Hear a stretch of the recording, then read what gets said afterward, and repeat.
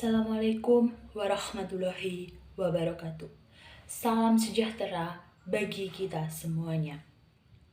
Yang terhormat Ibu Dian Suluh Kusuma Dewi selaku dosen mata kuliah Komunikasi Politik, yang saya hormati teman-teman yang berbahagia.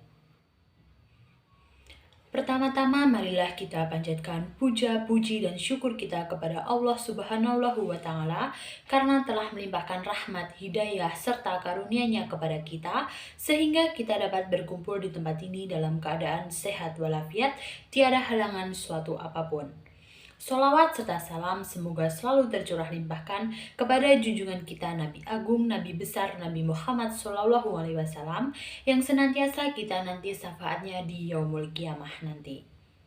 Sebelumnya, izinkan saya memperkenalkan diri terlebih dahulu. Perkenalkan, nama saya Anggi Anggreni Septia. Saya dari Prodi Ilmu Pemerintahan kelas A semester 3, Fakultas Ilmu Sosial dan Ilmu Politik, Universitas Muhammadiyah Ponorogo.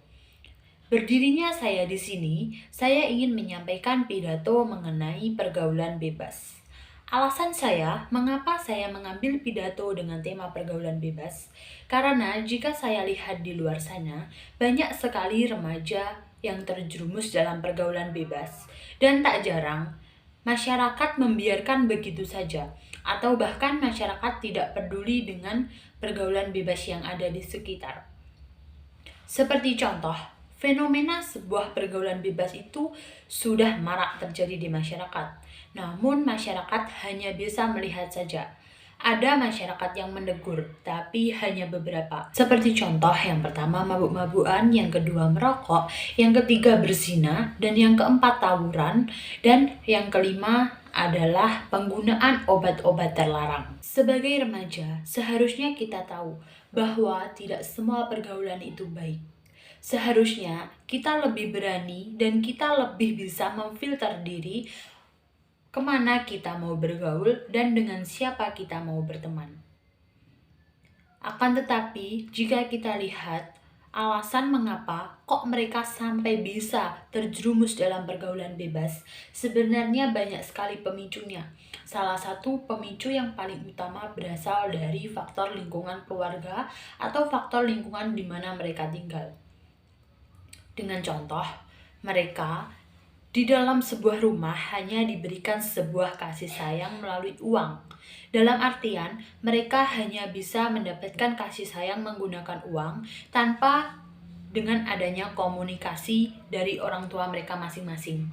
Jadi kemungkinan mereka melampiaskan hal tersebut ke dalam sebuah pergaulan bebas, atau dengan artian mereka menggunakan minuman keras atau bahkan rokok untuk melampiaskan masalah mereka.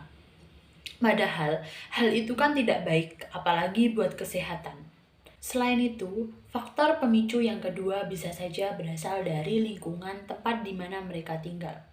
Seperti contoh, mereka dididik dalam keluarga yang penuh dengan kehangatan dan penuh dengan kasih sayang. Akan tetapi mereka tumbuh dan mereka besar dalam lingkungan yang dimana lingkungan tersebut berisikan orang-orang yang suka mabuk, orang perokok, orang yang penjudi, orang yang menggunakan obat-obat terlarang. Maka tak jarang atau tak heran juga bahwa remaja yang tumbuh dalam lingkungan tersebut juga ikut-ikutan terjerumus. Ada juga dari faktor penyalahgunaan internet.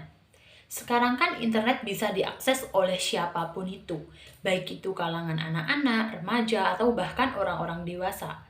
Jadi sebenarnya disayangkan sekali orang-orang atau bahkan anak kecil yang bisa mengakses internet, akan tetapi nontonnya bukan edukasi atau bukan sebuah edukasi, tetapi mereka lebih menonton pada kasus seperti contoh pembulian atau bahkan kasus tindakan asusila dan kriminal lainnya. Mereka anak-anak yang belum bisa menilai atau belum bisa membedakan mana yang baik yang buruk pasti akan meniru dari internet tersebut sehingga mereka bisa menyalahgunakan internet dan masuk ke ranah pergaulan bebas itu. Kan jika kita lihat, dampak dari pergaulan bebas itu sebenarnya tidak main-main ya. Jadi sebagai orang tua juga harus lebih memperhatikan anaknya lagi. Seperti contoh diajak berbicara lah atau komunikasi atau memberikan edukasi atau pengetahuan bahwa pergaulan bebas itu tidak sepenuhnya baik. Ada juga yang baik, tapi ada juga yang buruk.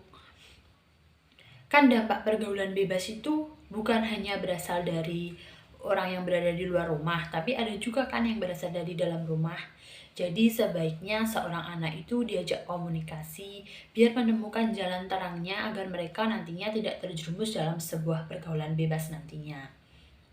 Oleh karena itu, saya sebagai remaja di sini juga mengajak teman-teman sekalian atau mengajak para hadirin sekalian untuk tidak terjerumus ke dalam sebuah pergaulan bebas.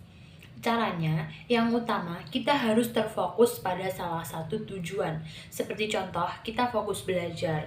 Yang kedua, kita mendekatkan diri kepada Tuhan. Yang ketiga, kita selalu terbuka kepada orang. Maksudnya, kepada orang-orang yang kita percaya untuk bercerita.